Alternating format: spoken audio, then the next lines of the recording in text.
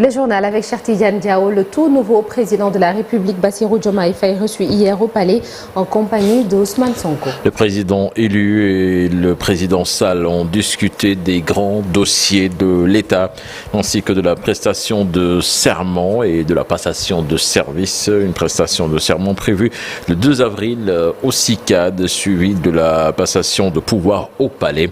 Le nouveau chef de l'État devrait former son gouvernement le 5 avril prochain et notez également que pour la prestation de serment, plutôt une dizaine ou quinzaine de chefs d'État donc attendus à Dakar. Et puis retenez également Nata pour sa première fête de l'indépendance en tant que président. Bassirou Diomaye Faye va présider une cérémonie de levée des couleurs au palais de la République. Le président Sall, quant à lui, a fait ses adieux à ses collaborateurs au palais de la République.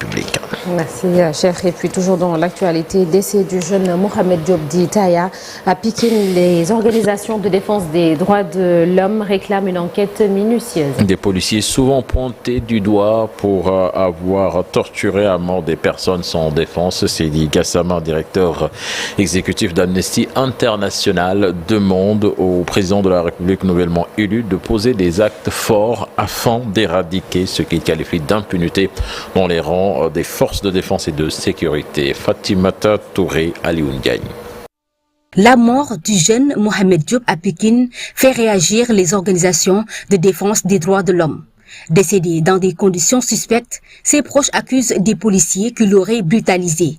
Le directeur exécutif d'Amnesty International demande l'ouverture d'une enquête. Ce n'est pas la première fois qu'on nous rapporte des brutalités policières lors des arrestations à Pikine. Il y a même des allégations selon lesquelles les personnes arrêtées étaient conduites au technopole pour être maltraitées. Si cette allégation est avérée, c'est extrêmement grave qu'on puisse amener des gens dans ces lieux isolés pour les maltraiter. Donc ce que nous demandons, c'est que évidemment le procureur puisse ouvrir une enquête très rapidement pour faire la lumière sur les circonstances dans lesquelles ce jeune homme a perdu la vie. Même avis pour le président du Forum du Justiciable. Ce dernier réclame justice. Justice pour le jeune Mohamed Diop. Nous, en tant qu'organisation de défense des droits de l'homme, avec de telles accusations portées par la famille de Mohamed Diop à l'endroit de la police, nous, notre rôle, c'est aujourd'hui d'interpeller l'État du Sénégal, d'interpeller ou bien inviter aujourd'hui les autorités judiciaires à ouvrir une enquête indépendante, minutieuse, pour nous édifier sur les véritables circonstances du décès du jeune Mohamed Diop.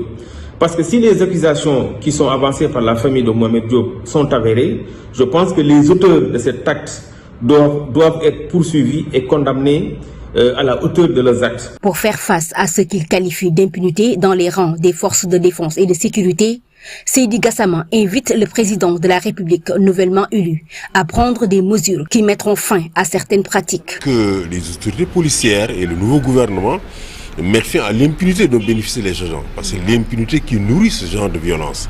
Et aussi qu'on mette l'accent sur l'élaboration des règles, qu'on revoie toutes les règles d'intervention de la police, que ce soit pour arrêter les personnes ou pour évidemment faire du maintien de l'ordre. Toutes ces règles doivent être revues et mises en conformité avec les normes et les standards internationaux. Une plainte sera déposée par la famille de la victime. Elle sera soutenue par Amnesty International. Une annonce de Seydi Gassama. La police nationale a donné sa version des faits dans un communiqué. Elle soutient avoir pris la main dans le sac un groupe de jeunes en flagrant délit s'adonnant à la vente et à la consommation de chanvre indien. Les policiers se sont vus opposer une farouche résistance. Selon le communiqué, 2 d'entre eux ont été maîtrisés, dont le défunt Mohamed Diop. La police soutient que ce dernier, qui présentait des difficultés respiratoires à son arrivée à la police, a été admis à l'hôpital principal de Dakar où il a perdu la vie.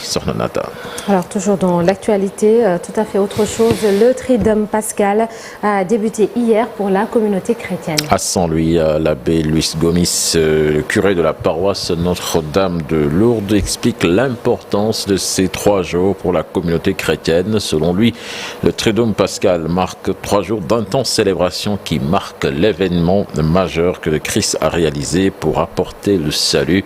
Abbé Luis Gomis, que je vous propose d'écouter au micro de Seynou Diop et Habib Sek. Le Triduum pascal. Le Triduum pascal, c'est 3 jours d'intenses célébrations qui marquent l'événement majeur que le Christ a réalisé pour nous apporter le salut. Tout commence par le jeudi saint, où le Seigneur Jésus-Christ rassemble ses amis, les apôtres, pour la dernière scène. Cette dernière scène célébrait la Pâque juive. Et dans cette célébration, Jésus a donné à cette célébration un nouveau sens. Dieu. Voilà donc ce que nous sommes en train de célébrer à partir du jeudi saint, où le Seigneur donc nous rappelle l'institution de l'Eucharistie, mais aussi le service en lavant les pieds donc de ses amis, de ses apôtres. Donc le sacerdoce est lié au service. Le Seigneur nourrit son peuple, se met au service de ce peuple-là pour nous donner donc ce qui est nécessaire pour avoir la sainteté, la vraie vie. Et le lendemain, nous montrons donc qu'il n'y a pas de plus grand amour que de donner sa vie pour ce qu'on aime. Merci Vieux Diouf sur Nanata. Donc c'était là l'essentiel de l'actualité nationale ce matin. Merci beaucoup, cher Vieux Diouf, il est à la réalisation. Et puis on va reparler de tout cela, de la fête de Pâques, du vendredi saint, du Triduum pascal de façon générale avec Abbé Vivien Nadiak. Il est le vicaire, à la paroisse Sainte-Thérèse de Grand Dakar. Ce sera dans la seconde partie. Et puis le journal, vous pourrez le retrouver tout à l'heure en Wolof et sous forme de brève. Ce matin, nous nous arrêtons sur la date du 29 mars 1957, El Hadj Mansour Sy Balkhaoumi a été rappelé à Dieu ce jour-là à Tivaouane, le 3e fils de Seydi Hadj Malick Sy. C'était 4 jours seulement après la disparition de son aîné Serigne Babacar Sy. Qui était Balkhaoumi? La jeunesse musulmane se rappelle-t-elle assez de ce grand homme? Les réponses tout à l'heure dans Un jour au Sénégal, un jour dans le monde. Vous pourrez également suivre ce vendredi un focus culture consacré aux migrants sénégalais à Dakhla au Maroc. Abdoulaye Diop s'est entretenu avec certains d'entre eux et avec les autorités consulaires. À suivre tout cela dans la première partie, la revue de presse avec Chérif Dia et la météo du jour.